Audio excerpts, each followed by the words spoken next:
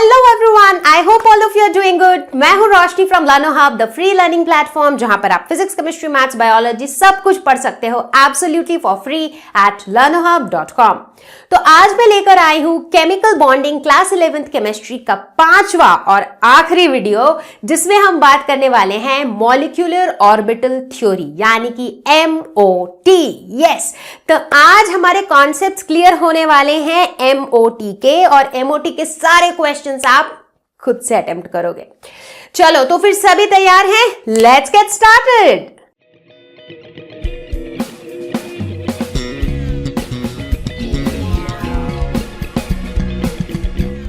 तो पिछले वीडियो में हमने बात करी थी वैलेंस बॉन्ड थ्योरी की यानी कि VBT की। अब देखा यह गया कि VBT भी जो है वो पूरी तरह से सक्सेसफुल थ्योरी नहीं रही। तो VBT का ये असम्पशन था कि इलेक्ट्रॉन्स जो हैं they are localised in specific locations.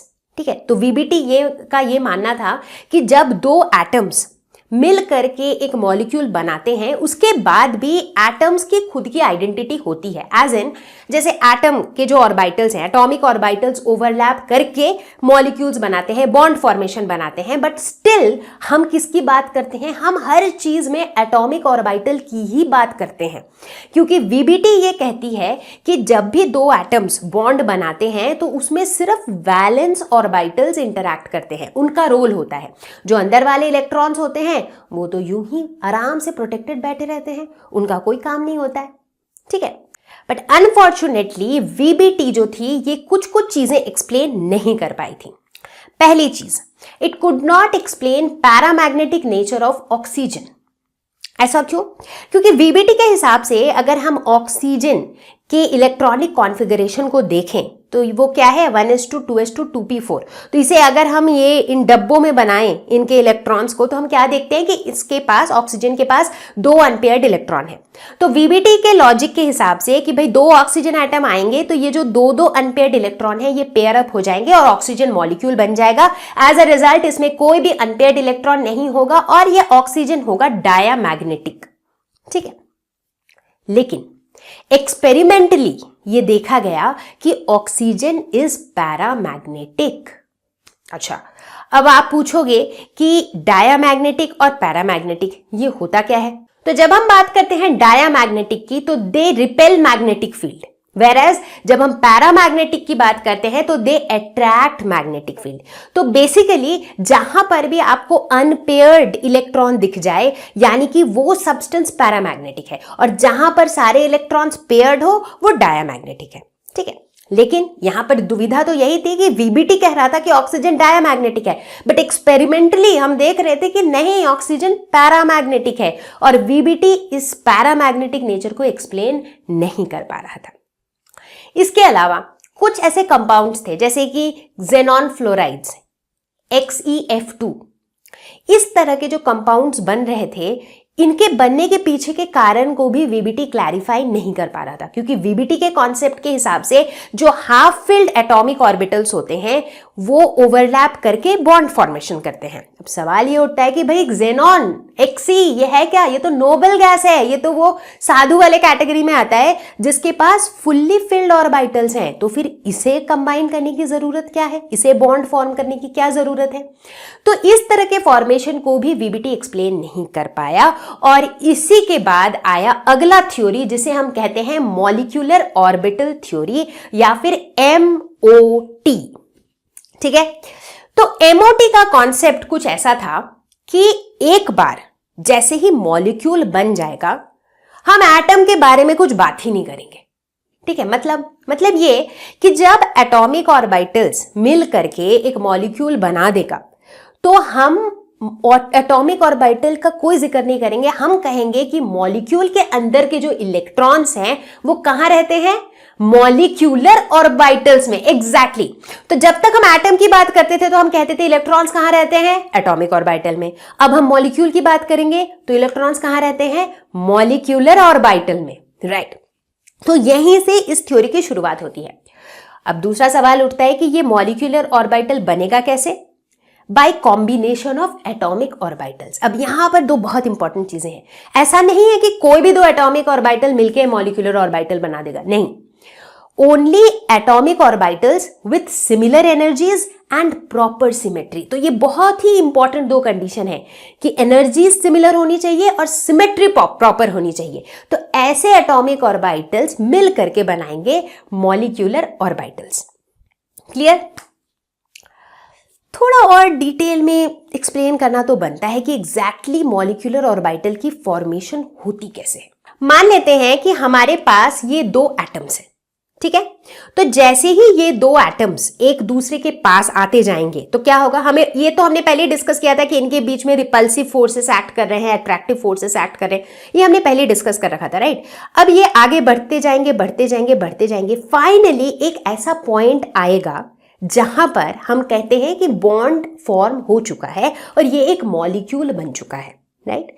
तो मॉलिक्यूलर ऑर्बिटल थ्योरी कहती है कि जैसे ही हम इस पॉइंट पर पहुंच जाते हैं तो हम इस ऑर्बिटल को अब एटॉमिक ऑर्बिटल नहीं कहते हैं, हम इसे क्या कहते हैं? हम इसे कहते हैं मॉलिक्यूलर ऑर्बिटल। एग्जैक्टली, ठीक है?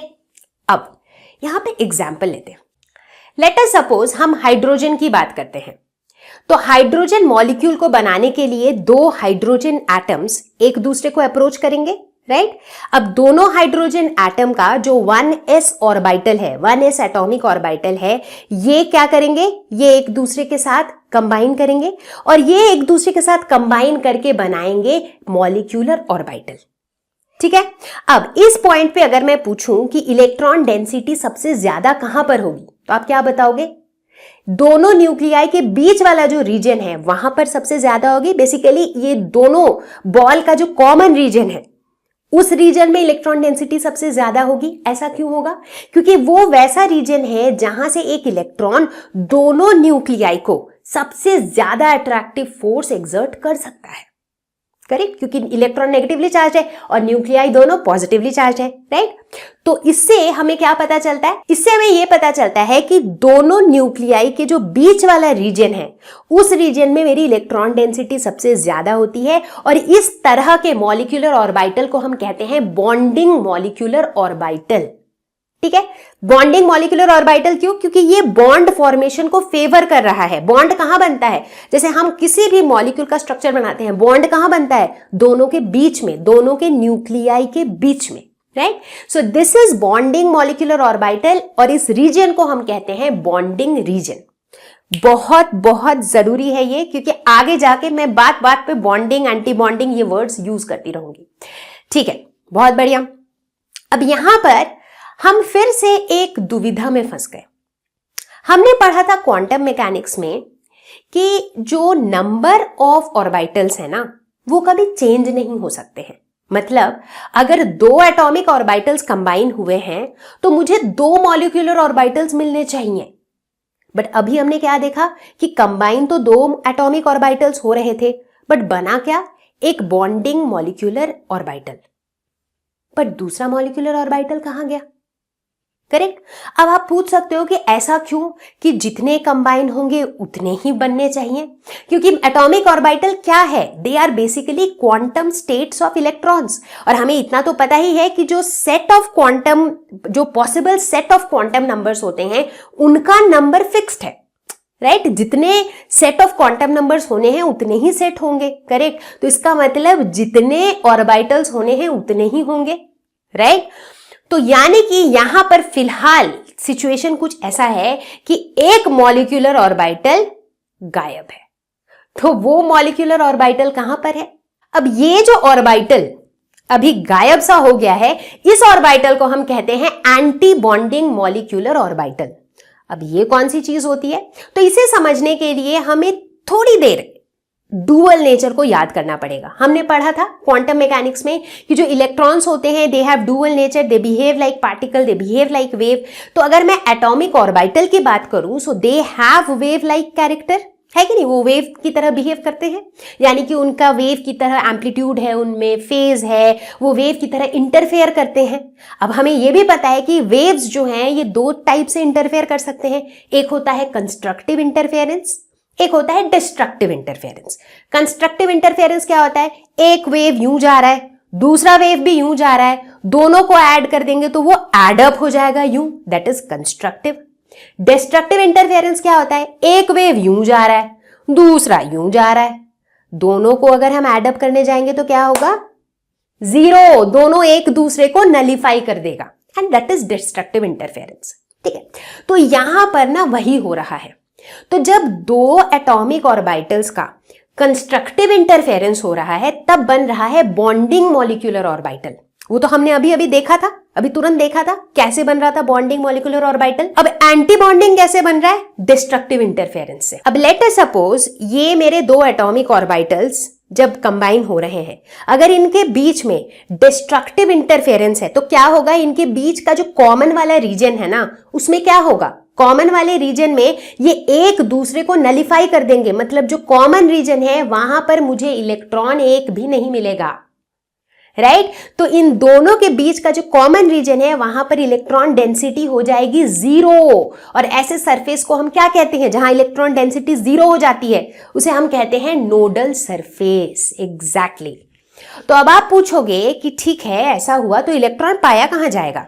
तो बेसिकली इन दोनों के बीच वाले जो कॉमन वाला रीजन है वहां तो इलेक्ट्रॉन नहीं मिलेगा, तो इलेक्ट्रॉन दोनों के इधर इधर साइड में मिलेगा। तो बेसिकली दो न्यूक्लियाई है, इनके बीच में कोई इलेक्ट्रॉन नहीं, लेकिन जो इधर के रीजन्स हैं वहां पर हमें इलेक्ट्रॉन्स मिलेंगे। ठीक है, तो ये जो रीजन है इसे हम कहते हैं एंटी बॉन्डिंग रीजन, और इस तरह के मॉलिक्यूलर ऑर्बिटल को हम कहते हैं एंटी बॉन्डिंग मॉलिक्यूलर ऑर्बिटल। ठीक है, तो अभी तक हमारी कहानी क्या हुई कि जब दो एटॉमिक ऑर्बिटल्स कंबाइन करते हैं, अगर वो कंस्ट्रक्टिवली कंबाइन करते हैं तो बनता है बॉन्डिंग मॉलिक्यूलर ऑर्बिटल, जब वो डिस्ट्रक्टिवली कंबाइन करते हैं तो बनता है एंटी बॉन्डिंग मॉलिक्यूलर ऑर्बिटल। तो दो एटॉमिक ऑर्बिटल कंबाइन करके दो मॉलिक्यूलर ऑर्बिटल बनाते हैं, एक बॉन्डिंग एक एंटी बॉन्डिंग। क्लियर? नाम से पता चल रहा है कि जो बॉन्डिंग मॉलिक्यूलर ऑर्बिटल है ये बॉन्ड बनाने को फेवर करता है, राइट? क्योंकि इस तरह के ऑर्बिटल में दोनों न्यूक्लियाई के बीच वाले रीजन में इलेक्ट्रॉन डेंसिटी है, तो ये दोनों न्यूक्लियाई के बीच में रिश्ता जोड़ के रखना चाहता है, बॉन्ड फॉर्मेशन फेवर करता है। और वहीं एंटी बॉन्डिंग, वो तो एंटी है, अगेंस्ट है, वो चाहता ही नहीं है कि बॉन्ड बने। ठीक है, क्लियर है? अब बात करते हैं दोनों के स्टेबिलिटी की। आपको क्या लगता है कौन सा ज्यादा स्टेबल होगा, बॉन्डिंग मॉलिक्यूलर ऑर्बिटल या फिर एंटी बॉन्डिंग मॉलिक्यूलर ऑर्बिटल? खुद सोच के देखो। जो इंसान बॉन्ड बना के रखता है, ठीक है, मतलब एक बंदा है जो चाहता है कि यार मेरी सबसे फ्रेंडशिप बनी रहे, सबके साथ अच्छा रिश्ता रहे, सबसे मैं मिलता रहूं, बात करता रहूं, ठीक है, वो बंदा ज्यादा स्टेबल रहेगा, राइट? मतलब उसके आसपास लोग रहेंगे केयर करने के लिए, उसे कुछ जरूरत होगी तो लोग होंगे, राइट? तो ऐसा बंदा ज्यादा स्टेबल रहेगा। और जो बंदा ऐसा होगा कि नहीं मुझे किसी से बात नहीं करनी है, मुझे हमेशा दूसरों से लड़ाई रखना है, किसी से कुछ नहीं मतलब है, ऐसा बंदा ज्यादा अनस्टेबल रहेगा। करेक्ट? तो बस वही चीज है यहां पर भी, जो बॉन्डिंग मॉलिक्यूलर ऑर्बिटल है वो ज्यादा स्टेबल होते हैं। और ज्यादा स्टेबल है क्यों? क्योंकि उनकी एनर्जी कम है, ये तो पता ही है, एनर्जी कम तो स्टेबिलिटी ज्यादा। और एंटी बॉन्डिंग ऑर्बिटल जो है उनकी एनर्जी होती है ज्यादा बट स्टेबिलिटी होती है कम। अब मॉलिक्यूलर ऑर्बिटल थ्योरी में जैसे जैसे हम डिफरेंट मॉलिक्यूल्स के स्टेबिलिटी की बात करेंगे, उनके बिहेवियर और प्रॉपर्टीज की बात करेंगे, तो हम किस बेसिस पे बात करेंगे? मॉलिक्यूल के इलेक्ट्रॉनिक कॉन्फ़िगरेशन के बेसिस पे। ठीक है, तो ये क्या चीज हुई? जैसे पहले हम लोग इलेक्ट्रॉनिक कॉन्फ़िगरेशन लिखते थे, कैसे लिखते थे? एटॉमिक ऑर्बिटल्स में हम इलेक्ट्रॉन्स फिल करते जाते थे। अब हम क्या करेंगे? हम मॉलिक्यूल के इलेक्ट्रॉनिक कॉन्फ़िगरेशन को लिखेंगे। कैसे? मॉलिक्यूलर ऑर्बिटल्स में हम इलेक्ट्रॉन्स को फिल करते चले जाएंगे। ठीक है, और यहां पर भी हम वही 3 रूल्स को फॉलो करेंगे, Pauli exclusion principle, Hund's rule and Aufbau principle. तो इन तीनों को फॉलो करते हुए हम मॉलिक्यूलर ऑर्बिटल्स में इलेक्ट्रॉन्स को फिल करते चले जाएंगे और वहां से हमें मिलेगा इलेक्ट्रॉनिक कॉन्फ़िगरेशन।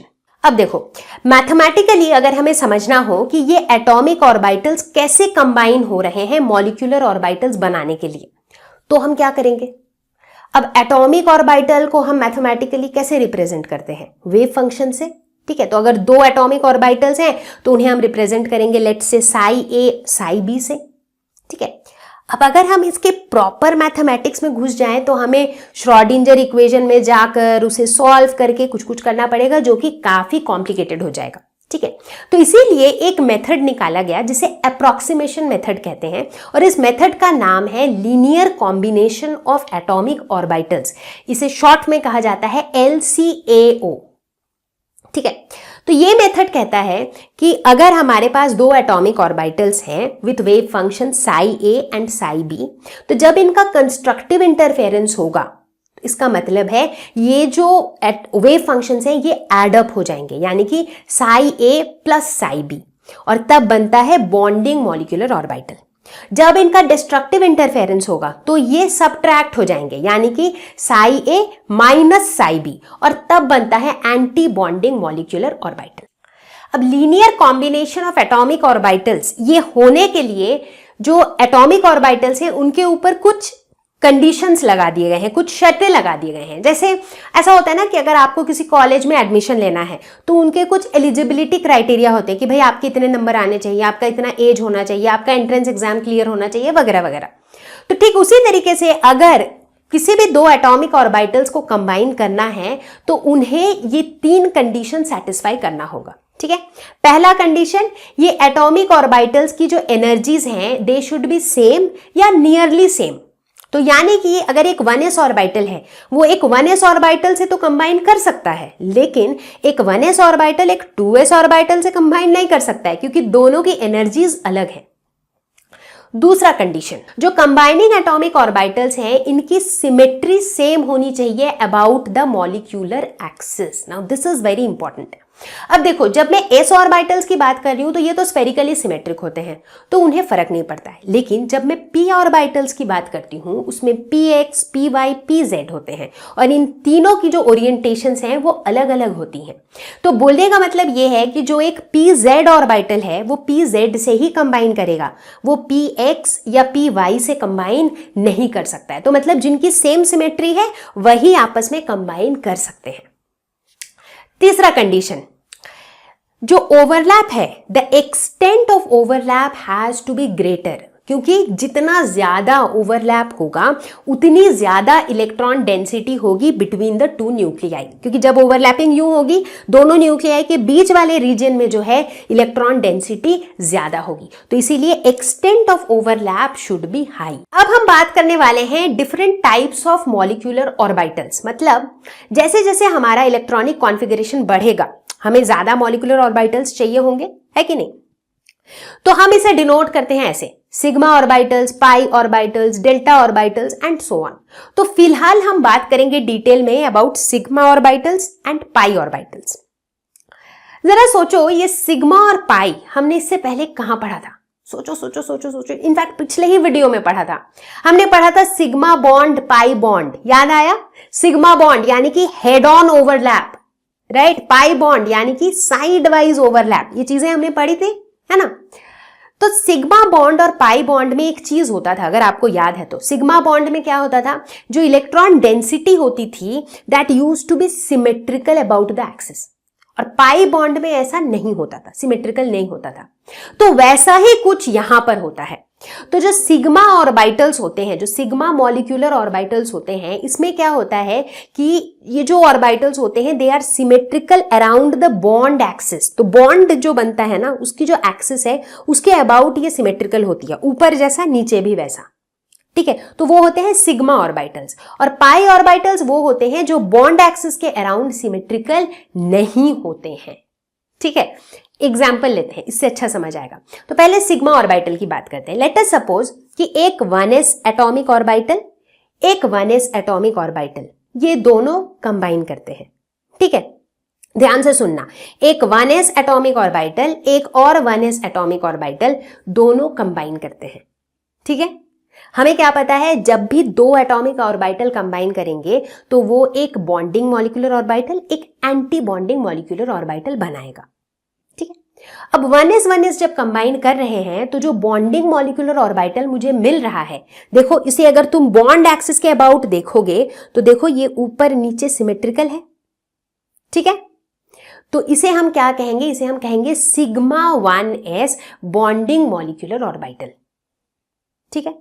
अब इसी का जो corresponding anti bonding molecular orbital है उसे हम कैसे डिनोट करेंगे, एक स्टार मार्क से। हम उसे कहेंगे sigma star 1s anti bonding molecular orbital. तो इसका मतलब जब 1s एटॉमिक ऑर्बिटल और 1s एटॉमिक ऑर्बिटल कंबाइन होते हैं तो हमें क्या मिलता है, sigma 1s and sigma star 1s molecular orbitals.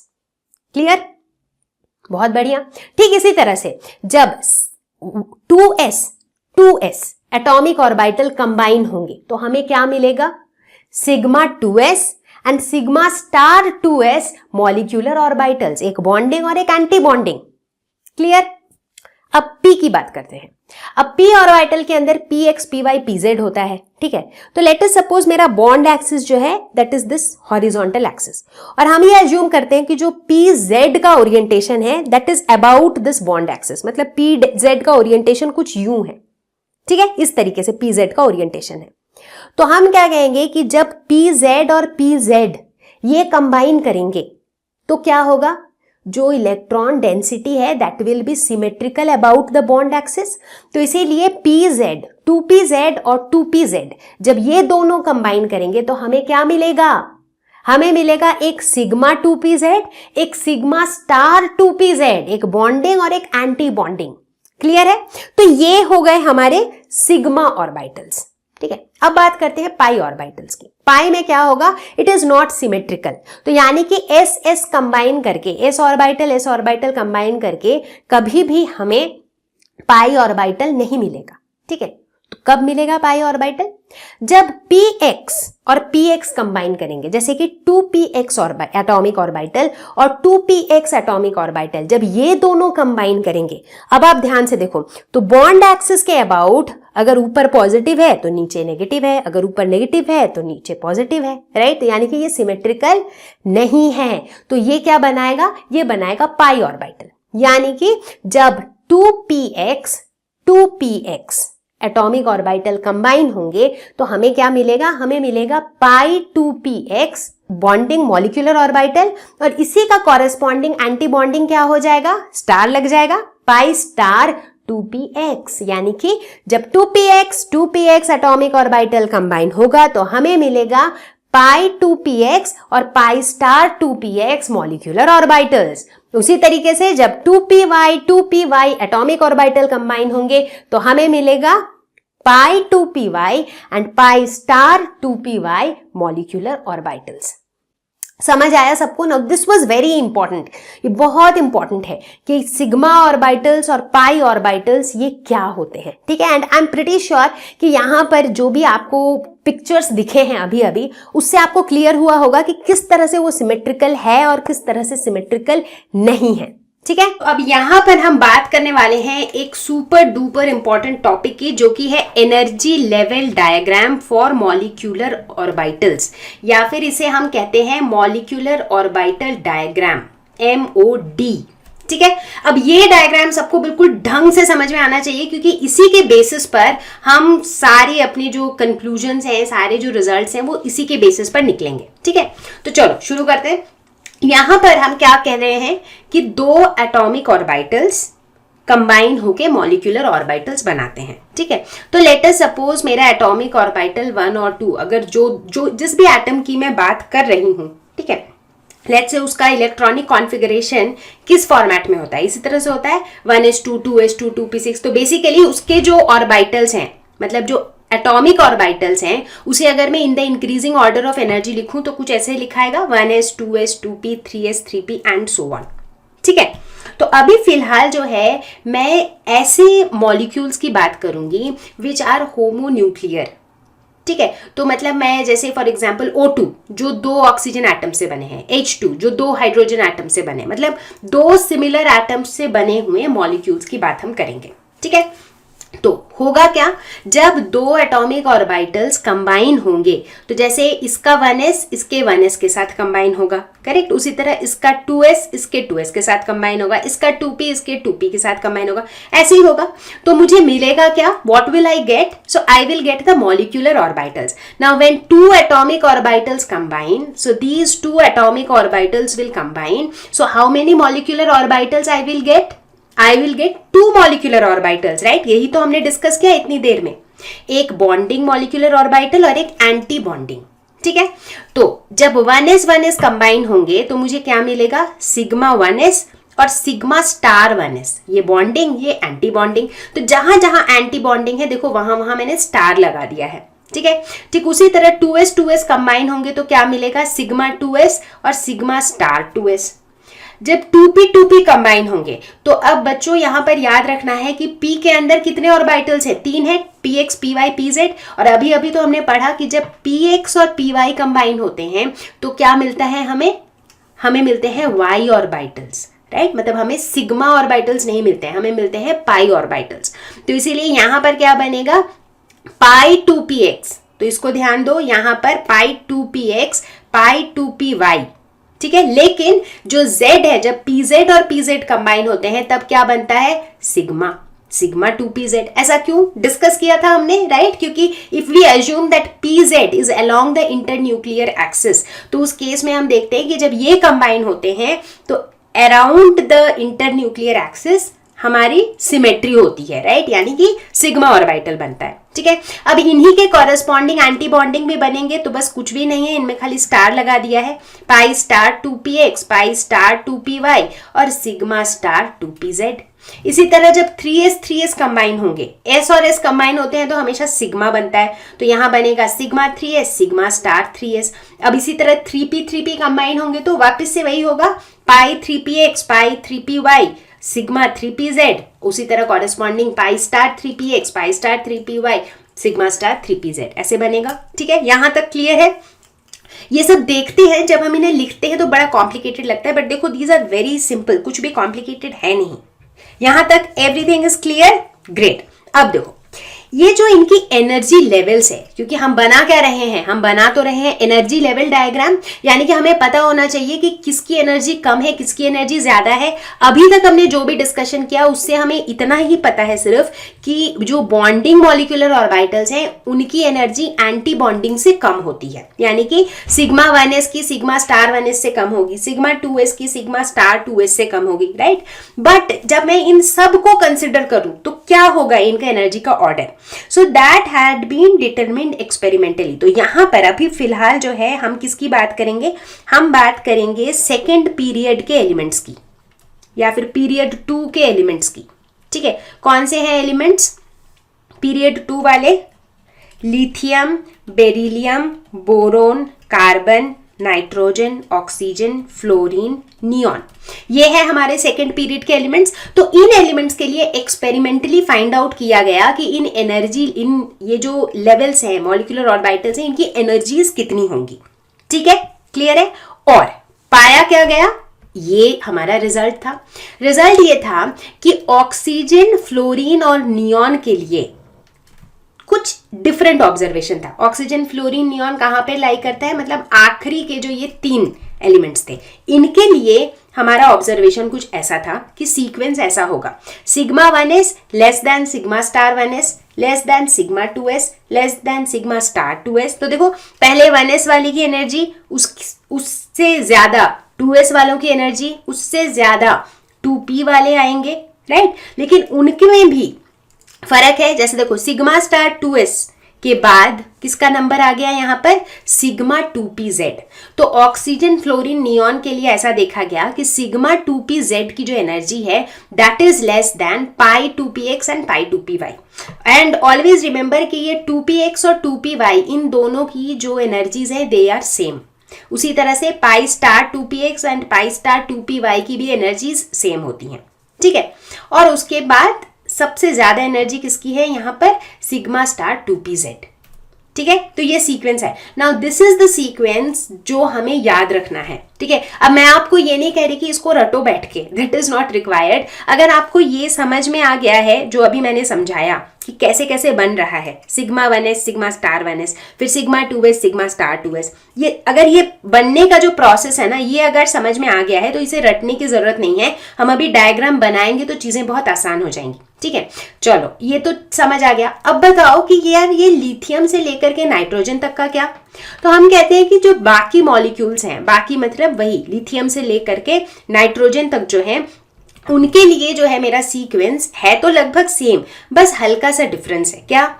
यहाँ पर जो है सिग्मा 2pz की जो एनर्जी थी वो पाई 2px पाई 2py से कम थी, और यहाँ पर सिग्मा 2pz की जो एनर्जी है वो पाई 2px और पाई 2py से ज्यादा है। So that is the only difference between these two categories. ठीक है, अब क्या करेंगे हम? ये तो कॉम्प्लिकेटेड लग रहा है, ये क्या लिखा हुआ है लेस देन सिग्मा पाई वगैरह वगैरह, तो इसे डायग्राम से देखते हैं। ठीक है, जिसे हम कहते हैं मॉलिक्यूलर ऑर्बिटल डायग्राम या फिर एनर्जी लेवल डायग्राम। देखो यहाँ पर मैंने वही लिख रखा है, फॉर अदर मॉलिक्यूल्स ये वाला relation, and for oxygen, neon and fluorine ये वाला रिलेशन। ठीक है, अब देखो ये कौन सा वाला डायग्राम है। अब ये डायग्राम भी बहुत भयानक सा लग रहा होगा शायद पहली बार देखने से, बट इतना भयानक है नहीं। देखो मैंने क्या समझाया था, दो एटॉमिक ऑर्बिटल्स, ये जो बगल के जो स्क्वायर्स बने हुए हैं ना ये वाले, ये रिप्रेजेंट कर रहे हैं एटॉमिक ऑर्बिटल्स। ठीक है, तो 1s, देखो मैंने क्या समझाया था, 1s और 1s, 1s एक एटम का ऑर्बिटल, 1s दूसरा एटम का ऑर्बिटल, ये दोनों मिलके क्या क्या बनाएंगे, sigma 1s sigma star 1s। ठीक है, उसी तरह एक एटम का 2s और दूसरे एटम का 2s मिलके क्या बनाएंगे, sigma 2s sigma star 2s। अब आप पूछोगे कि इसको इस पैटर्न में क्यों लिखा, क्योंकि जो सिग्मा 1s है वो क्या है मेरा, वो मेरा बॉन्डिंग ऑर्बिटल है, राइट। और बॉन्डिंग ऑर्बिटल की जो एनर्जी है वो कम होती है, वो कंबाइनिंग एटॉमिक ऑर्बिटल से भी कम होती है। तो देखो ये जो एरो है ये आपको बता रहा है कि जैसे जैसे हम ऊपर जा रहे हैं एनर्जी बढ़ रही है, राइट। तो इसीलिए हमने बॉन्डिंग ऑर्बिटल को इन दोनों एटॉमिक ऑर्बिटल्स के नीचे लेवल पे रखा है, और एंटी बॉन्डिंग को दोनों कंबाइनिंग एटॉमिक ऑर्बिटल से ऊपर रखा है। क्लियर है? उस रही से ये वाला पैटर्न आ रहा है, ये वाला शेप आपको दिख रहा है। ठीक उसी तरीके से यहाँ पर भी सिग्मा 2s जो कि बॉन्डिंग ऑर्बिटल है उसको हमने कंबाइनिंग एटॉमिक ऑर्बिटल से नीचे रखा है, सिग्मा स्टार 2s जो कि एंटी बॉन्डिंग है उसे ऊपर रखा है। ठीक है, अब बात करेंगे 2p की। अब 2p के अंदर देखो 2px 2py 2px 2py 2pz है, इधर भी 2px 2py 2pz, मतलब दोनों एटॉमिक ऑर्बिटल्स के 2p ऑर्बिटल्स कंबाइन होंगे तो क्या बनाएंगे, sigma 2pz sigma star 2pz। ठीक है, अब ये डायग्राम देखो किसके लिए है, सिग्मा स्टार 2s के बाद यहां पर क्या आ रहा है, सिग्मा 2pz। करेक्ट, तो मतलब सिग्मा स्टार 2s के बाद सीक्वेंस में कौन है, सिग्मा 2pz। तो यानी कि ये वाला जो मेरा डायग्राम है ये कौन से वाले कैटेगरी के लिए है, ऑक्सीजन, नियॉन और फ्लोरीन वाले कैटेगरी के लिए है। ठीक है, तो इनका डायग्राम ऐसा बनेगा। ठीक है, अब देखो एक मैं शॉर्टकट बताती हूँ। अब आप बोलोगे कि मैम ये तो इतना स्क्वायर बनाओ, इतना करने में ही तो कितना टाइम चला जाएगा, तो हम इतना कॉम्प्लिकेशन एक्चुअली करेंगे नहीं। ठीक है, जब हम एग्जाम में इसे बनाएंगे या फिर कई बार तो हमें कुछ क्वेश्चंस के आंसर करने के लिए रफ में बनाना पड़ता है इसे, तो हम कैसे बनाएंगे, देखो हम शॉर्टकट में ऐसे बनाएंगे कि जैसे ये मेरा हो गया लेट्स से 1s, ये हो गया 2s, ये मेरा हो गया 2p। ठीक है, ज्यादा टाइम नहीं लगा इसको बनाने में। अब हमें क्या पता है, 1s मिलके यूं बनाएंगे। ठीक है, एक sigma 2s sigma star 2s मिलके यूं बनाएंगे, sigma 2s sigma star 2s। अब इसकी जब बारी आएगी ना, तो जैसे ही हम ऑक्सीजन, नियॉन, फ्लोरीन की बात करेंगे, मतलब ऑक्सीजन ऑनवर्ड्स वाले एलिमेंट्स की जब हम बात करेंगे, तो हमें क्या पता है कि मेरा जो शेप है ना वो यूं बनेगा, पहले ऐसे ही जैसा नीचे बन रहा था वही पैटर्न, और अंदर जो है वो ऐसा वाला पैटर्न। अब ऐसा पैटर्न क्यों होता है, क्योंकि देखो जो 2p जो पाई 2py है और पाई 2px है, ये दोनों सेम लेवल पे है, दोनों की एनर्जी सेम है, तो ऑब्वियसली ये दोनों सेम लेवल पे रहेगी। उसी तरह से पाई स्टार 2py और पाई स्टार 2px, ये दोनों की एनर्जी सेम है, तो ये दोनों भी सेम लेवल पे रहेगी। तो ऐसा पैटर्न बनेगा। ठीक है, तो रफ में आप इस तरीके से इसको बना सकते हो। अब देखो ये अगर आपको याद रहा ना ये डायग्राम का पैटर्न, तो बस फिर आपको सीक्वेंस रटने की जरूरत ही नहीं है, आपको तो पता ही है, sigma 1s sigma star 1s sigma 2s sigma star 2s sigma 2pz, उसी तरह ऊपर वाला हो जाएगा सिग्मा स्टार 2pz, और बीच वाले पाई 2px पाई 2py pi star 2px pi star 2py। ठीक है, क्लियर है। मैं इसमें थोड़ा ज्यादा टाइम दे रही हूं क्योंकि ये एक बार क्लियर हो गया तो आगे के मॉलिक्यूलर डायग्राम्स जो हैं वो आप आसानी से बना लोगे। अब बात करते हैं अदर मॉलिक्यूल्स के लिए। तो अदर मॉलिक्यूल्स के लिए देखो बाकी सब कुछ सेम है, फर्क सिर्फ क्या है, ये वाला जो पैटर्न है ना, ये वाला जो एरिया है, इसमें खाली ऑर्डर मेरा चेंज हो गया है, राइट। पहले क्या था, ये दो वाला 2px 2py जो है वो अंदर था, अब जो है ये बाहर है और ये वाला अंदर है। मतलब बेसिकली ये जो इन दोनों की जो पोजीशन है ना, ये सिर्फ इंटरचेंज हो गई है। That is the only difference. इसके अलावा बाकी सब कुछ सेम है, ठीक है।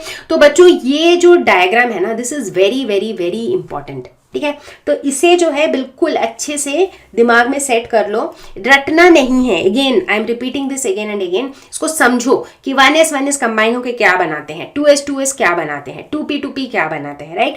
And you do and practise it in your notebook once, and I am telling you, उससे जो है ना आगे आपके लिए बहुत सिंपल हो जाएंगी चीजें, ठीक है।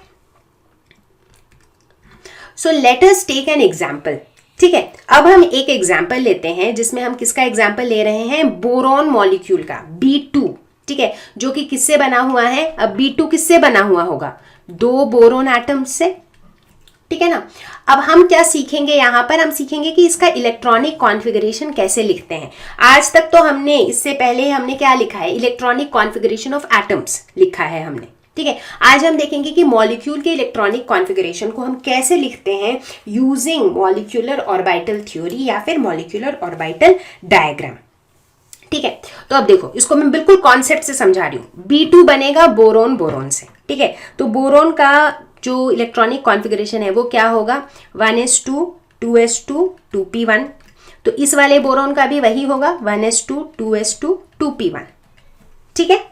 तो इसका मतलब है कि अगर ये मेरा डायग्राम है तो इसमें मुझे अभी करना क्या है, इलेक्ट्रॉनिक कॉन्फ़िगरेशन लिखना है। मतलब मुझे इलेक्ट्रॉन्स को इनमें डालते जाना है, राइट, इन मॉलिक्यूलर ऑर्बिटल्स में डालते जाना है in the order of increasing energy. जैसे हम नॉर्मल एलिमेंट्स की इलेक्ट्रॉनिक कॉन्फ़िगरेशन लिखते थे, राइट, वो ऑफ बॉ प्रिंसिपल, पॉली एक्सक्लूजन प्रिंसिपल, उनके हिसाब से ही लिखते थे। यहाँ भी वही चीज करेंगे। और अब तो हमें सीक्वेंस भी पता है कि किसकी एनर्जी कम है, सबसे पहले उसमें इलेक्ट्रॉन डालेंगे, फिर जिसकी ज्यादा एनर्जी है उसमें डालेंगे।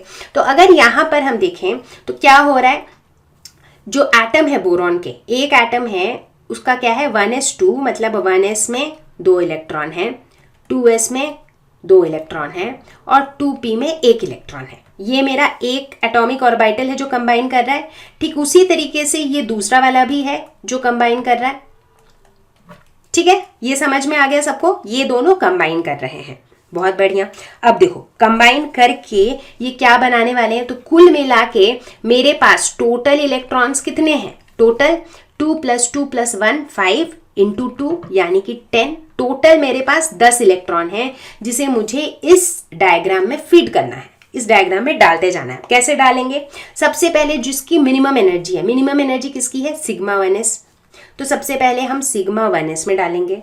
और एक डब्बे में क्या डल सकता है, 2 ऑपोजिट स्पिन के इलेक्ट्रॉन्स डल सकते हैं। ये तो हमें पता ही है, इस तरह की चीजें है कि नहीं। तो पहले मैंने ये भर दिया, उसके बाद इसमें जाएगा, ठीक है। तो देखो इसमें 4 थे तो 4 यहाँ पर डल गए, इसके बाद इसमें जाएगा, इसके बाद इसमें जाएगा। तो ऐसे डालते डालते कितने डाल दिए हमने, 1 2 3 4 5 6 7 8 हम डाल चुके हैं। Now we are left with 2 more electrons. अब ये 2 मोर इलेक्ट्रॉन्स कहाँ जाएगा, क्या दोनों इलेक्ट्रॉन π2px में जाएगा, नहीं, क्योंकि ये दोनों की एनर्जी सेम है। तो पहले ये सिंगली ऑक्यूपाई होंगे, ये तो हमने सीखा हुआ है पहले का, राइट। पहले जो है जब भी हम px py pz में डालते थे पहले, तो क्या वो उनको पहले सिंगली ऑक्यूपाइड करते थे, उसके बाद पेयरिंग अप स्टार्ट करते थे। अब यहाँ पर px और py है क्योंकि z का तो अलग है एनर्जी लेवल, तो पहले हम दोनों को सिंगली ऑक्यूपाइड करेंगे और इतने में हमारे 10 इलेक्ट्रॉन हो गए खत्म, राइट, खत्म हो गया। तो यानी कि हमारा ये जो इलेक्ट्रॉन भरने वाला जो काम है that is done. Now let us right the electronic configuration. तो कैसे लिखते हैं हम, ऐसे ही लिखेंगे कि कौन सा मॉलिक्यूलर ऑर्बिटल है और उसमें कितने इलेक्ट्रॉन हैं। तो सबसे पहला किसको फिल किया था हमने, सिग्मा 1s, और इसमें हमने कितने इलेक्ट्रॉन डाले हैं, 2। उसके बाद सिग्मा स्टार 1s, इसमें हमने कितने इलेक्ट्रॉन डाले, 2। इसके बाद आया था सिग्मा 2s, इसमें हमने डाले थे 2 इलेक्ट्रॉन। इसके बाद आया था सिग्मा स्टार 2s, इसमें हमने डाले थे 2 इलेक्ट्रॉन। और उसके बाद आया था π2px, अब पाई 2px और पाई 2py की एनर्जी बिल्कुल सेम होती है, तो इसीलिए इसे हम ऐसे लिखते हैं, pi 2px is equal to pi 2py, ठीक है। और इनमें हमने कितने इलेक्ट्रॉन डाले हैं, इनमें हमने एक एक इलेक्ट्रॉन डाले हैं, ठीक है। So what is this, this is the electronic configuration of the molecule. तो B2 मॉलिक्यूल का जो है वो इलेक्ट्रॉनिक कॉन्फ़िगरेशन ये है, ठीक है। अब यहां पर एक इंपॉर्टेंट कैच क्या था, ये वाला डायग्राम, ये डायग्राम आपको अदर मॉलिक्यूल्स के हिसाब से बनाना है, बिकॉज B2 अदर मॉलिक्यूल की कैटेगरी में फॉल करता है, राइट। तो इसीलिए आप देखो 2px 2py वाला नीचे है और उसके ऊपर है सिग्मा 2pz, बट यही अगर ऑक्सीजन या नियॉन या फ्लोरीन होता तो ये दोनों के पोजीशंस पलट जाते, उलट जाते, राइट। तो इस तरीके से हम इलेक्ट्रॉनिक कॉन्फ़िगरेशन लिखेंगे। देखो ये अगर समझ आ गया ना, तो मतलब मैं बता रही हूँ बार बार, आगे जो है बहुत आसान होने वाला है। ओके, तो बच्चों मुझे उम्मीद है कि आपको अब धीरे धीरे जो एमओटी का कॉन्सेप्ट है वो आपके दिमाग में घुस रहा है और वहां पे सेट हो जा रहा है, राइट। तो अभी हमने क्या देखा, हमने देखा कि इलेक्ट्रॉन्स को डिफरेंट मॉलिक्यूलर ऑर्बिटल्स में किस तरह से हम डालते जाते हैं और उससे हमें मिलता है मॉलिक्यूल का इलेक्ट्रॉनिक कॉन्फ़िगरेशन।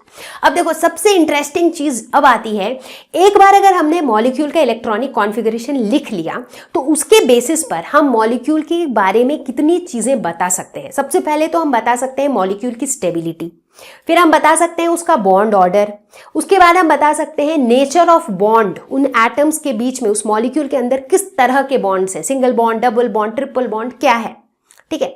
इतना ही नहीं, हम बॉन्ड लेंथ के बारे में भी इंफॉर्मेशन दे सकते हैं और उसके मैग्नेटिक कैरेक्टर के बारे में भी बता सकते हैं।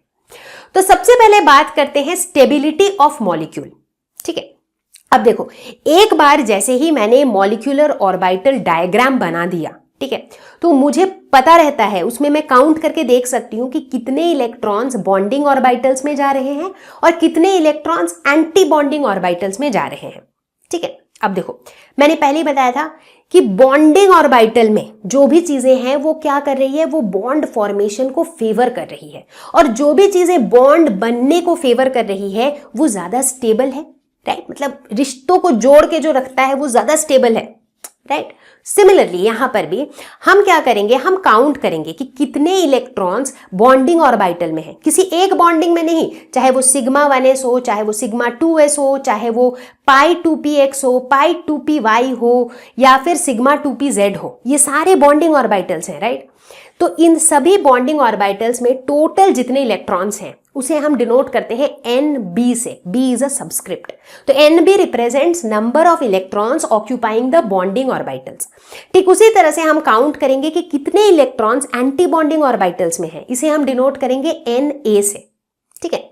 अगर NB अगर NA से ज्यादा होता है, यानी कि बॉन्डिंग ऑर्बिटल में अगर ज्यादा इलेक्ट्रॉन है, तो इसका मतलब क्या है कि ओवरऑल वो मॉलिक्यूल स्टेबल होगा, क्योंकि बॉन्डिंग का जो जोर है ना बॉन्डिंग मेजॉरिटी में है, बॉन्डिंग मेजॉरिटी में है मतलब वो स्टेबल है, क्योंकि बॉन्डिंग मतलब स्टेबिलिटी। लेकिन अगर बॉन्डिंग माइनॉरिटी में है और एंटी बॉन्डिंग मेजॉरिटी में है, इसका मतलब है कि ज्यादा जनता ऐसी है जो चाहता है कि बॉन्ड ना बने, राइट। तो अगर ज्यादा जनता ऐसी होगी, ज्यादा पब्लिक ऐसी होगी कि जो बोलेगा नहीं हमको बॉन्ड नहीं चाहिए, तो क्या होगा, वो मॉलिक्यूल अनस्टेबल हो जाएगा, राइट। तो एक बार आपने बना लिया मॉलिक्यूलर ऑर्बिटल डायग्राम, उसके बाद आप कैलकुलेट कर लो कितने इलेक्ट्रॉन्स बॉन्डिंग ऑर्बिटल्स में है, कितने एंटी बॉन्डिंग में है। अगर बॉन्डिंग वाला ज्यादा हुआ, number of electrons in bonding orbitals is greater than number of electrons in anti bonding orbital, that means the molecule is stable. अब बात करते हैं बॉन्ड ऑर्डर की। बॉन्ड ऑर्डर क्या होता है, ये हमने एक बार पहले भी डिस्कस किया है जब हम बॉन्ड पैरामीटर्स के बारे में बात कर रहे थे, राइट। बॉन्ड ऑर्डर हमें यह बताता है कि बॉन्ड की मल्टीप्लिसिटी क्या है, मतलब अगर सिंगल बॉन्ड है तो बॉन्ड ऑर्डर होगा 1, अगर डबल बॉन्ड है तो बॉन्ड ऑर्डर होगा 2, अगर ट्रिपल बॉन्ड है तो बॉन्ड ऑर्डर होगा 3, राइट। तो इसीलिए वो हमें बताता है कि किस तरह का बॉन्डिंग है दोनों एटम्स के बीच में।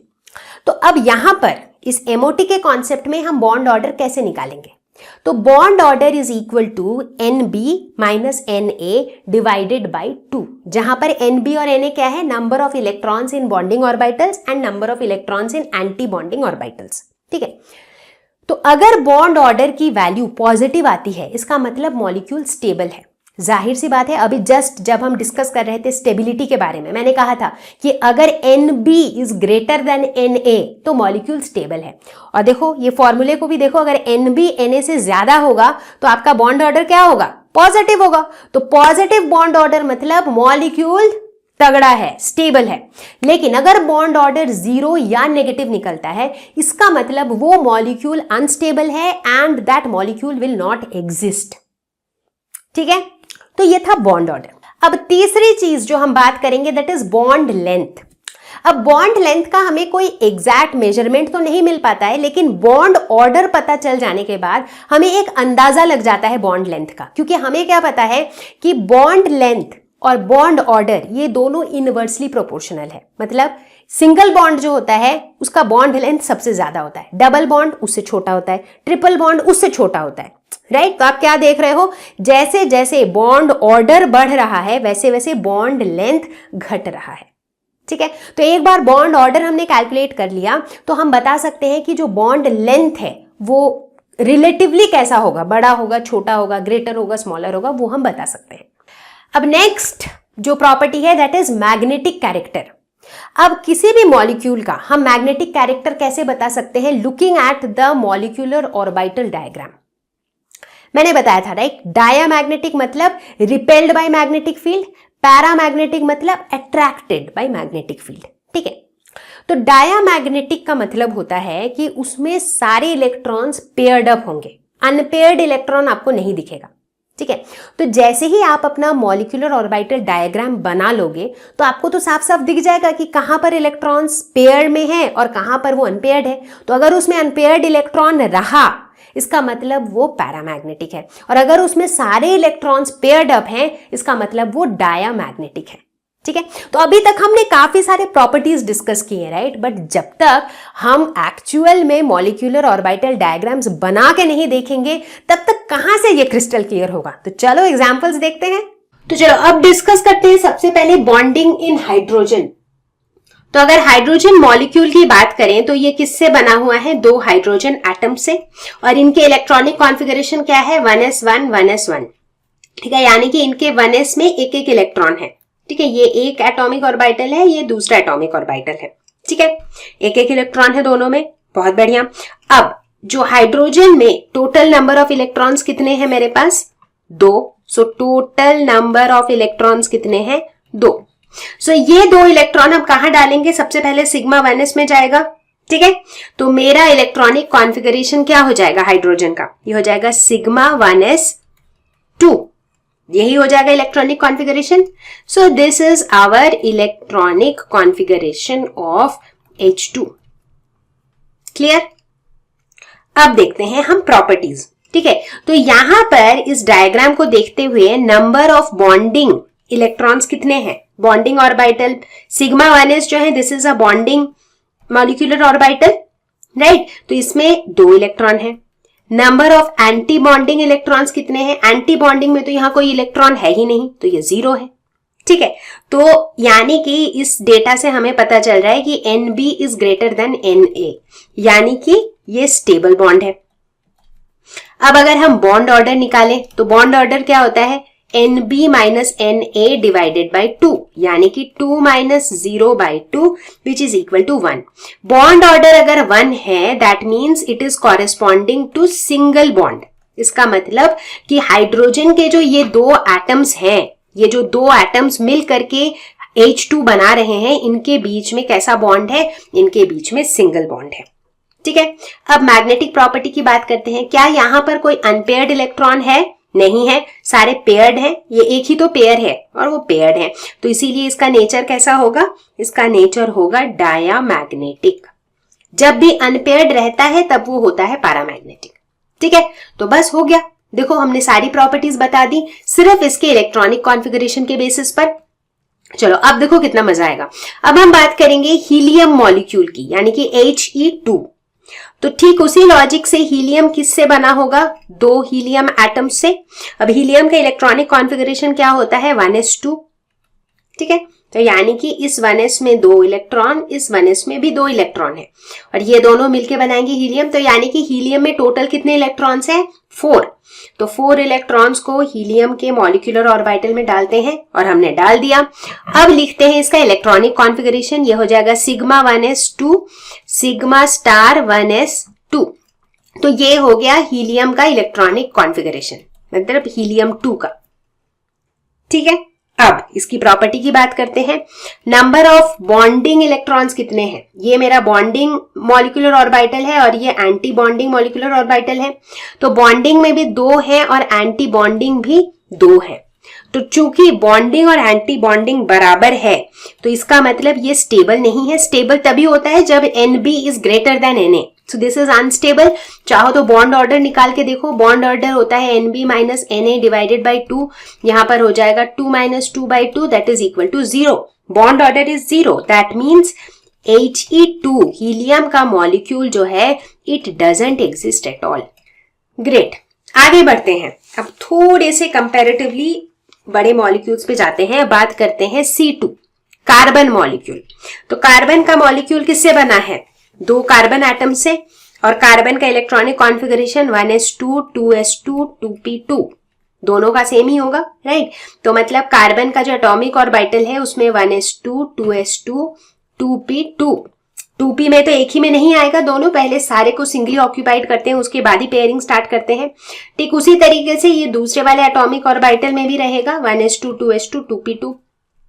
ठीक है, यहां तक सारा क्लियर है। अब चलो हम देखते हैं कि हमारे पास टोटल कितने इलेक्ट्रॉन्स हैं। सो टोटल इलेक्ट्रॉन्स हमारे पास हैं 12, है ना? इस कार्बन के 6 और दूसरे वाले कार्बन के भी 6। तो अब ये 12 इलेक्ट्रॉन्स इन ऑर्बिटल्स में डालते हैं। 2 2 2 2। तो अभी तक कितने डल गए? 1 2 3 4 5 6 7 8 8 डल गए हैं। अब देखो 9th और 10th ऐसे डलेंगे क्योंकि पहले हम सिंगली ऑक्यूपाई करेंगे, उसके बाद ही पेयर अप करेंगे। ठीक है, तो अभी तक कितने हो गए? मेरे 12 पूरे हो गए। So now we can write electronic configuration sigma 1s2 sigma star 1s2 sigma 2s2 sigma star 2s2। उसके बाद पाई 2px और पाई 2py बराबर होता है। So pi 2px is equal to pi 2py and in both of these we have 2 electrons. So this is the electronic configuration of carbon molecule. Now let us look at its properties. So number of bonding electrons. How many bonding do we have? Here this is bonding orbital. This is also bonding molecular orbital. So basically 2 plus 2 4 plus 4 8. And how many electrons do we have in the anti-bonding? This is anti-bonding and this is anti-bonding. So we have 4. So what do we see? हम देखते हैं कि Nb is greater than Na, यानी कि this is stable. अब calculate करते हैं bond order which is equal to Nb minus Na divided by 2 that is equal to 2. Which shows 2 मतलब बॉन्ड ऑर्डर 2 मतलब it corresponds to double bond. So that means carbon के जो ये 2 atoms हैं जो मिल करके C2 बना रहे हैं, इनके बीच में डबल बॉन्ड एग्जिस्ट करता है। What about its magnetic behavior? Now looking at this diagram, do you see unpaired electron? No. So that means this is diamagnetic. So moving on to the next molecule which is nitrogen molecule. It is made up of nitrogen atoms and what is its configuration? It is 1s2 2s2 2p3. And it is same for both. So let us first write the atomic orbital. So 1s2 2s2 2p3. So in a very similar way 1s2 2s2 2p3. Okay, now so total how many electrons do we have? So 3 plus 2 5 plus 2 7 and 7 into 2 14. So total electrons is 14. So we have to distribute 14 electrons. तो 1 2 3 4 5 6 7 8 9 10 11 12 13 14. So we have distributed it. Now we can write the electronic configuration which will be sigma 1s2 sigma star 1s2 sigma 2s2 sigma star 2s2 pi 2px is equal to pi 2py, and in both of these we have 2 electrons, and then sigma 2pz 2. तो ये हो जाएगा electronic configuration. अच्छा, एक और चीज सब लोगों को ध्यान देना है कि ये जो भी हम डायग्राम बना रहे हैं, they are all corresponding to the other molecules, right, क्योंकि सभी जो है वो ऑक्सीजन से पहले हैं, राइट. तो इनका ये वाला पैटर्न होता है. तो एक बार इलेक्ट्रॉनिक कॉन्फ़िगरेशन हमने लिख लिया. अब प्रॉपर्टीज बताने के लिए वही हमें NB और Na निकालना है. तो बॉन्डिंग ऑर्बिटल कौन कौन से हैं? ये वाला है, ये वाला है, ये है, ये है, ये है, ये सारे बॉन्डिंग है. So total we have 2 + 2 4 + 2 6 + 2 8 + 2 10. And anti-bonding, how many do we have? This is anti-bonding and this is anti-bonding. So we have 4. So what do we see? NB is greater than Na, which means that it is stable. Now let us calculate bond order. That will be equal to NB minus Na divided by 2. So this is equal to 3. So bond order 3, that means it is corresponding to a triple bond. तो इसका मतलब nitrogen और nitrogen के बीच में triple bond होगा to form N2 molecule. Diamagnetic property की अगर बात करें तो यहाँ भी कोई भी अनपेयर्ड इलेक्ट्रॉन नहीं है, and therefore this is also diamagnetic in nature. Now we will talk about oxygen molecule. So as usual, oxygen molecule is made up of 2 oxygen atoms. Now one oxygen atom electronic configuration would be 1s2, 2s2, 2p4, and the configuration would be the same for the other atom also. Now here we have a slight change in the diagram because we had learned कि oxygen, fluorine और neon के लिए कुछ अलग होता है. क्या अलग होता है? इनके केस में सिग्मा 2pz की एनर्जी कम होती है compare to pi 2px and pi 2py. ठीक है, that is the only difference. ठीक है, so now let us do the same thing. सो ऑक्सीजन एटम्स में 1s2, 2s2, 2p4. सो 4 इस तरीके से जाएगा. Similarly this side 1s2, 2s2, 2p4. ठीक है. Okay, so that means how many total electrons do we have? Oxygen molecule में हमारे पास है total 16 electrons. तो अब 16 electrons इनमें डालते रहते हैं. 1 2 3 4 5 6 7 8 9 10 11 12 13 14 15 16. Okay. So now you can write the electronic configuration. That would be sigma 1s2, sigma star 1s2, sigma 2s2, sigma star 2s2, sigma 2pz2, pi 2px2 is equal to pi 2py2,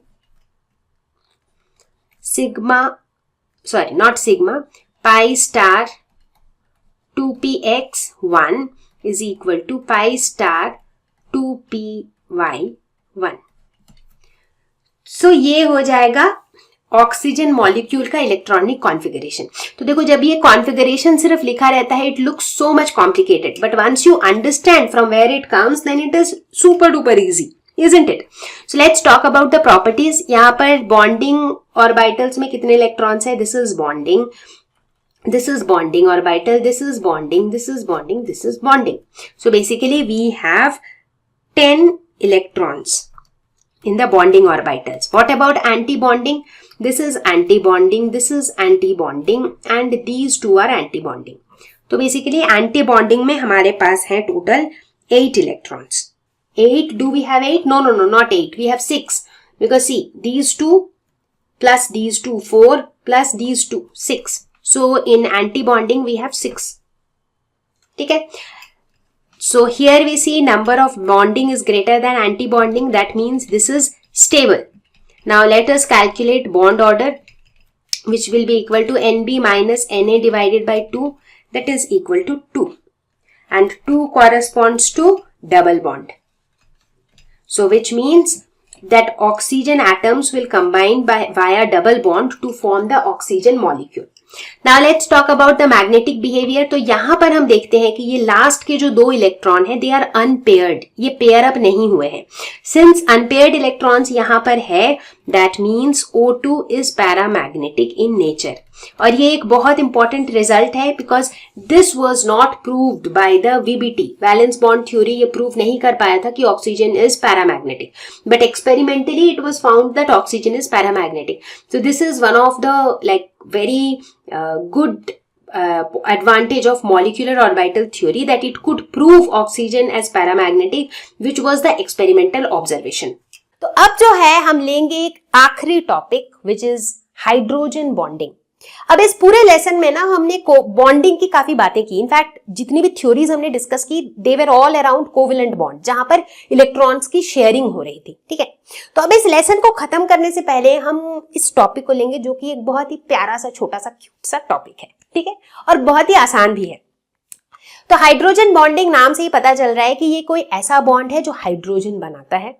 अब दिमाग में यही question आता है कि भाई hydrogen इतना special क्यों है कि अपना एक अलग सा बॉन्ड बनाता है। तो नॉर्मली ये बॉन्ड तब बनता है जब हाइड्रोजन कोई हाईली इलेक्ट्रोनेगेटिव एटम के साथ कोवेलेंट बॉन्ड बनाता है। ठीक है, मतलब होता ये है कि लेट अस सपोज हाइड्रोजन जो है इसने एक बहुत ही हाईली इलेक्ट्रोनेगेटिव एटम के साथ कोवेलेंट बॉन्ड बनाया शेयरिंग से। ठीक है, अब इलेक्ट्रॉन शेयर तो हो रहे दोनों के बीच में, लेकिन चूंकि जो दूसरा वाला एटम है वो हाईली इलेक्ट्रोनेगेटिव है, बहुत पावरफुल है, तो वो शेयर्ड इलेक्ट्रॉन को थोड़ा सा अपनी तरफ खींच लेता है। याद है वो पिज्जा वाली स्टोरी, मम्मा ने पिज्जा बनाया और मम्मा ने कहा कि तुम अपने छोटे भाई के साथ इसे शेयर कर लो। अब आपने सोचा कि भाई तो बहुत छोटा है, कुछ बोल नहीं पाएगा, मैं तो उसके मुकाबले थोड़ा पावरफुल हूं, तो मैं थोड़ा सा ज्यादा पिज्जा ले लेता हूं। तो एज अ रिजल्ट क्या हुआ, आपने चूंकि पिज्जा थोड़ा ज्यादा ले लिया तो आपके ऊपर स्लाइटली नेगेटिव चार्ज आ गया और भाई के ऊपर स्लाइटली पॉजिटिव चार्ज आ गया, assuming that pizza is the electron. तो वही यहां पे हो रहा है, जो हाईली इलेक्ट्रोनेगेटिव एटम है ना वो पावरफुल है, वो इलेक्ट्रॉन्स को अपनी तरफ थोड़ा खींच ले रहा है, तो उसके ऊपर स्लाइटली नेगेटिव चार्ज आ जा रहा है और हाइड्रोजन के ऊपर बेचारा स्लाइटली पॉजिटिव चार्ज आ जा रहा है। राइट, तो एग्जांपल लो हाइड्रोजन फ्लोराइड का HF। अब फ्लोरीन हाईली इलेक्ट्रोनेगेटिव, तो क्या होगा, फ्लोरीन में आ जाता है स्लाइटली नेगेटिव चार्ज यानी कि डेल्टा माइनस, और हाइड्रोजन पे आ जाता है slightly positive charge that is delta plus. ये डेल्टा क्यों यूज किया है, बिकॉज ये जो चार्ज एक्स्ट्रा आ रहा है that is a very very small charge, उसको डिनोट करने के लिए हमने डेल्टा यूज किया है। अब होता यह है कि जब हम मॉलिक्यूल लेवल पे बात कर रहे हैं तो वहां पर एक हाइड्रोजन एक फ्लोरीन तो है नहीं, वहां पर बहुत सारे HF इस तरह से बॉन्ड्स बने हुए हैं। हो क्या रहा है कि ये हर हाइड्रोजन में डेल्टा प्लस है और हर फ्लोरीन में डेल्टा माइनस है। ठीक है, तो अब मान लो कि मैं हाइड्रोजन हूं, मेरे ऊपर स्लाइटली पॉजिटिव चार्ज है, अब मैंने कोवेलेंट बॉन्ड बना रखा है फ्लोरीन के साथ, लेकिन जो मेरा पड़ोसी वाला फ्लोरीन है ना उसमें भी नेगेटिव चार्ज है स्लाइटली। तो क्या हो रहा है, हाइड्रोजन जो है वो स्लाइटली उस फ्लोरीन की तरफ अट्रैक्ट हो रहा है, और ये जो अट्रैक्टिव फोर्स है that force is called hydrogen bond. अब ध्यान देना है कि यहां पर इस हाइड्रोजन के बीच में और पड़ोस के फ्लोरीन के बीच में कोई शेयरिंग नहीं हो रही है इलेक्ट्रॉन की, कोई ट्रांसफर नहीं हो रहा है इलेक्ट्रॉन का। क्या हो रहा है, एक अट्रैक्शन है। Why, because of the dipole dipole interaction, क्योंकि एक के ऊपर डेल्टा प्लस है, दूसरे के ऊपर डेल्टा माइनस है, तो the setup is like an electric dipole. तो डाइपोल डाइपोल इंटरैक्शन की वजह से एक अट्रैक्शन है and this is a very weak force, बहुत स्ट्रॉन्ग बॉन्ड भी नहीं है, बहुत वीक बॉन्ड है, और इसे हम कहते हैं हाइड्रोजन बॉन्ड। तो हाइड्रोजन बॉन्ड हमें कहां देखने को मिलता है, जब हाइड्रोजन किसी हाईली इलेक्ट्रोनेगेटिव एटम के साथ बॉन्ड बनाता है, तभी ये देखने को मिलता है। एंड जनरली ये हमें 3 एटम्स के साथ ही देखने को मिलता है, ऑक्सीजन, फ्लोरीन एंड नाइट्रोजन। ठीक है, इसमें एक कंडीशन ये भी है कि ये जो इलेक्ट्रोनेगेटिव एटम है it should be small in size for hydrogen bond to operate. अब हाइड्रोजन बॉन्ड्स 2 तरह के होते हैं, intermolecular hydrogen bond, intramolecular hydrogen bond. Intermolecular मतलब जो 2 डिफरेंट मॉलिक्यूल्स के बीच में ऑपरेट करते हैं। एग्जाम्पल हाइड्रोजन फ्लोराइड का, तो अगर मैं कोई भी ऐसा सब्सटेंस लूं जहां पर बहुत सारे हाइड्रोजन फ्लोराइड के मॉलिक्यूल्स हैं, तो 2 मॉलिक्यूल के बीच में ऑपरेट करता है हाइड्रोजन बॉन्ड। मतलब एक हाइड्रोजन और पड़ोस वाले मॉलिक्यूल के फ्लोरीन के बीच में ऑपरेट करता है हाइड्रोजन बॉन्ड, तो इसे हम कहेंगे intermolecular hydrogen bonding. Intra molecular मतलब एक ही मॉलिक्यूल के अंदर हाइड्रोजन बॉन्ड का होना, यानी कि जब कभी भी कोई ऐसा मॉलिक्यूल हो जिसमें एक ही मॉलिक्यूल के अंदर हाइड्रोजन जो है वो दो हाईली इलेक्ट्रोनेगेटिव एटम से कनेक्टेड हो। For example let's talk about orthonitrophenol. तो इसका अगर आप स्ट्रक्चर देखो तो हाइड्रोजन जो है ये दो ऑक्सीजन से अटैच्ड है, तो एक ऑक्सीजन के साथ तो ये कोवेलेंट बॉन्ड बना रहा है, लेकिन दूसरे वाले के साथ ये बना रहा है हाइड्रोजन बॉन्ड, तो ये है इंट्रामॉलिक्यूलर हाइड्रोजन बॉन्डिंग। तो आई गेस किसी भी बच्चे को इस बात पे कोई डाउट नहीं है कि हाइड्रोजन बॉन्ड और कोवेलेंट बॉन्ड दो अलग चीजें हैं, राइट। हाइड्रोजन बॉन्ड क्या होता है, डाइपोल डाइपोल इंटरेक्शन से होता है, और कोवेलेंट बॉन्ड क्या होता है, शेयरिंग ऑफ इलेक्ट्रॉन से होता है, तो दोनों बिल्कुल डिफरेंट कॉन्सेप्ट्स हैं। हाइड्रोजन बॉन्ड कहां पे एग्जिस्ट करता है, हाइड्रोजन और एक हाईली इलेक्ट्रोनेगेटिव एटम के बीच में, बट कोवेलेंट बॉन्ड के साथ ऐसा कोई रिस्ट्रिक्शन नहीं है, राइट। अगर हम हाइड्रोजन बॉन्ड की बात करें तो it is a very weak bond, covalent bond comparatively a stronger bond, right. तो इस तरह से hydrogen bond and covalent bond are two different bonds. तो बच्चा party, I hope you found this video useful, और इसी के साथ खत्म होता है हमारा chemical bonding class 11th chemistry का ये पूरा सीरीज। तो chemical bonding class 11th chemistry को हमने खत्म किया है 5 वीडियोस में। जिन भी बच्चों ने इसके पुराने वीडियोस नहीं देखे हैं, डिस्क्रिप्शन में उनका लिंक दिया हुआ है, ऊपर भी इसका लिंक आपको दिख रहा होगा, तो फटाफट से पांचों के पांचों वीडियोस कवर कर लो, क्योंकि एक बार अगर आपने ये 5 वीडियोस पूरे देख लिए तो ट्रस्ट मी, केमिकल बॉन्डिंग तो आपका बिल्कुल हो जाएगा तगड़ा, ठीक है। और मैं आपको फिर से मिलूंगी अगले वीडियो के साथ एक नए टॉपिक के साथ। तब तक के लिए stay home, stay safe, take care, bye bye.